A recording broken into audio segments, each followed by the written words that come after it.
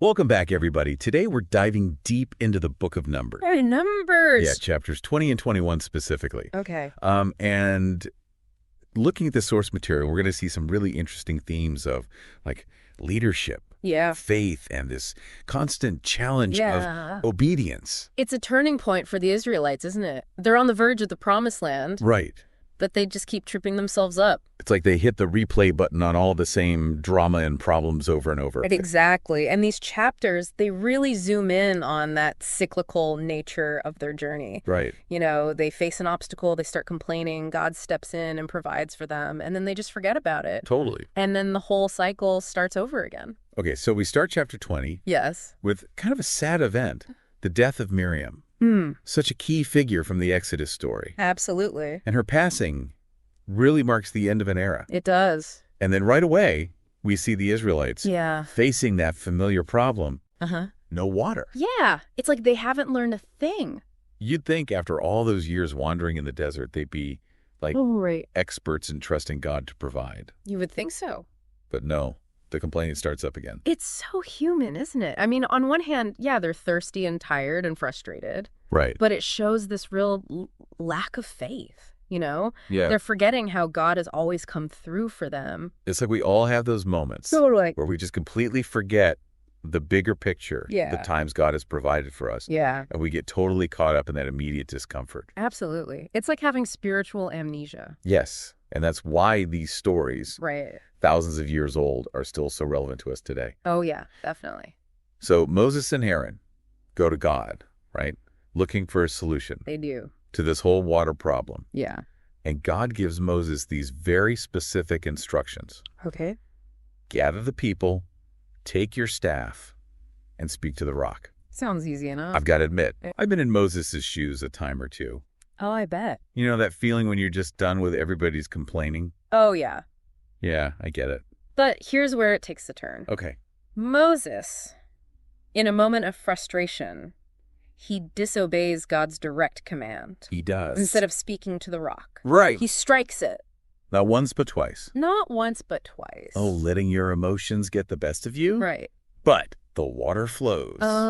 Problem solved. Ron, it's so fast. Yeah. There are consequences to Moses' actions. Big ones. God tells Moses, because you didn't trust me to honor my word in front of everyone, you're not going to enter the promised land. Wow. That's a pretty big consequence for hitting a rock. It makes you think, doesn't it? It does. Like, how often do we let our emotions make us choose Yeah. to do something that goes against what we know is right? All the time. Right. It might not be leading a nation, but Right. those little disobedience moments can have a ripple effect. Exactly. It's not just about the action, but the heart behind it. Yeah. Moses, in his anger, shifted the focus from God's power to his own frustration. It's a danger for all of us, isn't it? Big time. We can get so caught up in our own feelings that we lose sight of what God's doing. And that brings us to another change in chapter 20. Okay. God calls Aaron home. He does? It's the end of an era as we see the leadership pass to his son, Eleazar. So Moses takes Aaron and Eleazar Yep. up Mount Hor, Uh-huh. and there Aaron's priestly garments are given to Eleazar, Yes. symbolizing that passing of the torch. Such a powerful moment. It is You have the death of a leader, right. but also the continuation of a legacy. It really speaks to that cycle of leadership, It does. of life itself. Yes. There's this balance of grief and hope Absolutely. woven into that scene. Okay, so chapter 21 starts, Okay. and the mood totally changes. Does it? It's like the Israelites are like shaking off the sadness Yeah. and getting ready for action. They meet the Canaanites, Uh-huh. and this time they've got a different energy. What is it? They make this vow to God. I like They're it. like, if you deliver them into our hands, we'll completely destroy their cities. Wow, that's bold. Oh. What changed? What's driving them now? It seems like they're finally understanding what it means to fully surrender to God's will, Right. to trust him to fight their battles for them. They're finally stepping into that warrior spirit, huh? Ready to take the promised land. You got it. And God honors their commitment. He does. They win a huge victory. Showing that when they act with faith and obedience, Yeah. they can overcome anything. That must feel amazing It must. to see their faith rewarded like that. Absolutely. But here comes another one of those but moments. You know these Israelites so well. Oh, I do. They've won this incredible victory. Yeah. And what do? They start complaining again. Are you serious? I am. They just won. What could they possibly be complaining about now? Food and water again. No way. They've got a bad case of, what have you done for me lately? Oh my gosh. They even called a man a miserable food. Seriously? Yeah. The bread from heaven. Talk about ungrateful. Right. It's like they totally forgot Yeah. all the times God has provided for them. Exactly. The big theme in their story. It is. This cycle Yes. of complaining, forgetting God's provision, facing consequences, repenting, Yeah. and starting the whole thing over A again. cycle we can all relate to, right? Oh, absolutely. It's like being stuck in a spiritual hamster wheel. And it reminds us that we're all prone to that. We are. We can experience amazing blessings, feel grateful, Yeah. and then just slip right back into negativity. So true. The key is to recognize that pattern Right. and choose gratitude. Easier said than done. But so important. Okay, so this time God's response to their complaining is pretty intense. It is. He sends fiery serpents among them. He does. And a lot of people die from the snake bites. Wow. It's a consequence for their lack of faith. Right. And their constant complaining. But even in this awful situation, Yes, God offers them a way out. he does. Wow. So the Israelites come to Moses. They're desperate, Rough. begging him to pray for them. To finally hit rock bottom They do. and realize they needed to change. Exactly. Okay, what happens next? God gives Moses these crazy instructions. Okay. He tells him to make a bronze serpent and put it up on a pole. What? A bronze serpent? Why? If anyone's been bitten, they just have to look at it and they'll be healed. Wait, how does that even work? It seems strange, but it's actually full of symbolism. Okay, I'm listening. It points forward to Jesus. Hold on. A snake on a pole is connected to Jesus. It is. It foreshadows his crucifixion. Really? Remember in John 3:14, Jesus says, "Just as Moses lifted up the snake in the wilderness, so must the Son of Man be lifted up." Okay. So the Israelites had to look at the bronze serpent to be physically healed. Right. We have to look to Jesus for spiritual healing. For self. It's about shifting our focus from the problem Right. to the solution. From our own efforts to God's grace. You got it. Wow, I never would have made that connection. It's pretty cool, right? Yeah. It takes the story from the Old Testament Yeah. and makes it so relevant to us today. It's not just some historical event. Yeah. It's a truth for all time. Just like the Israelites, we have to choose where we look. We do. Are we going to focus on the problems, the snakes in our lives?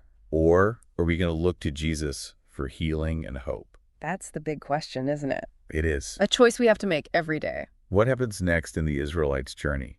Do they finally learn their lesson? Well, let's just say they're a work in progress.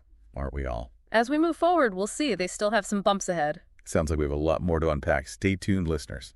This deep dive is just getting started. So the Israelites, they keep moving on their journey. Right? And you know what? They actually have some more victories. They do. Hence the Amorites Okay. and King Og of Bashan. Wow, so they're really starting to Yeah. claim the land God promised them. They are, but Is there a but? there's always a but. Right. These chapters, Yeah. they remind us that the journey of faith, Right. it's rarely a straight line. Like the Israelites' journey itself. Exactly. Lots of twists and turns. There are always going to be ups and downs. Times Yep. of victory, times of testing. Like that saying, Yeah, life is a journey, not a destination. exactly. But I guess in this case, the destination is pretty amazing. The promised land. But the point is, Yeah. how do we respond to those challenges? When they come up. Do we lean into faith and obedience? Yeah. Or do we fall back into those old habits? Of doubt and fear. Yeah, kind of like we saw with the Yeah. complaining and the snakes. Ugh. Not a good combo. It's so easy to get caught up in the day-to-day stuff, you know? It is. Forget the big picture. Yeah. Forget what God has promised. Forget the lessons we've learned. Yeah. Forget the victories we've already had. It's like we have a short-term memory Nice. when it comes to God's faithfulness. It's We need these stories, these reminders. We do. They hold up a mirror to us. They do. Show us our own tendencies. For struggles. Yeah. Our need for God's grace. Our need for guidance. Yeah. The details of our journeys might be different, Right. but the basic principles, those stay the same. Okay, so what are those principles? What can we learn from all this? What can we apply to our own lives? Yeah. Well, first off, Right. obedience to God is key. Okay. It's not just about blindly following rules. Right. It's about aligning our will with God's will. Even when it's hard. Even when it doesn't make sense. Like Moses Yes. striking the rock instead of speaking to it. Yeah, he let his emotions get the best of him. He did. And it cost him. Yeah. Big time. That highlights how important it is It does. to manage our emotions. Oh, especially when things are tough. Right. When we let anger or fear control us, Yeah. we can easily stray off the path. Yeah. It's like we need to hit pause before we react, Yes. take a breath, Hit the pause button. seek God's guidance. Then respond. Okay, so obedience. Yes. What else? Another big one. Yeah. Complaining and ingratitude. Oh, right? Remember how much trouble that caused the Israelites? Oh, yeah. They were the kings and queens of complaining. It never ended well for them. Never. It's like they were so focused on what they didn't have that they couldn't appreciate Right. what God was already doing for them. But we do that too, right? Oh, we do it all the time. We focus on what's missing Yeah. instead of what we have. We need to cultivate gratitude. Absolutely. That's essential It is. for spiritual growth. Instead of focusing on the lack, Yeah. we can choose to focus on what we have, what we've overcome, Right. and God's faithfulness. That's a great reminder. So we've got obedience, we've got gratitude. What else? Well, let's go back to that image of the bronze serpent. Okay. It reminds us that our hope, our healing, is found in Jesus. Just like the Israelites looked at the serpent for physical healing, Uh-huh. we look to Jesus for spiritual healing. And eternal life. It's a beautiful picture of God's grace Yeah. and mercy, even when we mess up. Even when we fail. No matter how far we No stray, matter how many mistakes we make. God offers us a way back. A path to redemption. It's not about being perfect. Nope. It's about God never giving up on us, He's always there, Yeah. arms open wide. waiting for us to turn to Him. That's a powerful image. It really is. It sums up what we've been talking about in Numbers. So as we wrap up this part of our deep dive, Yeah. what's the one thing you want our listeners to take away? Ooh, that's a tough one. So much we've covered. There is. Okay. Well, if I had to pick just one, Yeah. I'd say it's this. The Israelites' journey through the wilderness. It's a mirror for our own spiritual journeys. Oh, I like that. You know, we all go through those wilderness seasons, Oh, we did. those times of testing and uncertainty. Right. But we're not alone in those times. We're not. God is with us every step of the way, Just like he was with the Israelites. just like He provided for them. He'll provide for us. Yeah. Maybe not always how we expect Right. or when we want. But He's faithful He to His is. promises. That's what faith is all about, isn't it? It is. Trusting God, Yeah. even when we can't see the whole picture. Trusting in His goodness, His provision. And even when we mess up, even when we stumble. His grace is still there. It is. He's not waiting to punish us. Nope. He's waiting to redeem us. To restore us, to lead us to a place of wholeness. It all comes back to that bronze serpent. It No does. matter how badly we've been bitten Yeah. by sin, by doubt, by fear, Then look to Jesus. and find healing. That's the message I want to leave you with. It's a good one. No matter where you are on your journey, no Right. matter what you're facing, Remember, you are loved. you are. You are forgiven. Yes. And you're never too far gone for God's grace. That is powerful. It is. Thank you for taking us on this deep dive. My pleasure. It's been fascinating. It has. Listeners, we hope you've enjoyed exploring Numbers with us. Chapters 20 and 21. It's amazing how these ancient stories Yeah. can still speak to us today. Timeless truths. We'll see you next time for another deep dive into Scripture. Until then, Keep seeking keep exploring. and keep